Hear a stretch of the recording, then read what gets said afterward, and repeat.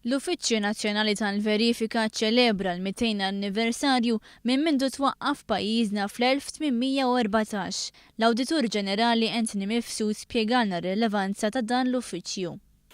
Aħna għandna storja ta' verifika illi tmur lura daw il-200 sena biss irridu ngħidu illi mill-1997 l-uffiċċju kiber fi statura, sar autonomu, indipendenti, jirrapporta biss lill-Parlament. Jiena bħal uffiċjal u d-deputat tiegħi aħna uffiċjali tal-Parlament ma nagħmlux parti mis-servizz pubbliku. Dina ċertu awtonomija ittina wkoll ċertu responsabilità.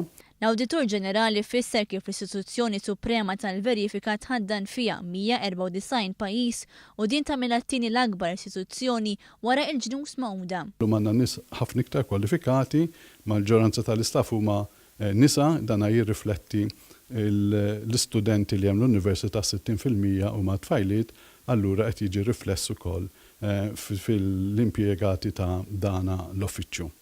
Biex ikun infakkar dan l-anniversarju, l-professuri Edward Warrington u Godfrey Pirotta ippubblikaw ktieb li analizza l-iżvilupp ta' dan l-uffiċċju. Min-naħa tagħha l-President ta' Malta Marie-Louise Colero Preka qalet li tul dawn il-200 sena dan l-uffiċċju għadha minn diversi proċessi li saħħew il-mod kif jaħdem. Żiedet tgħid li dan l-uffiċċju huwa dak li jassigura li l-flus tal-poplu jintefqu b'mod tajjeb.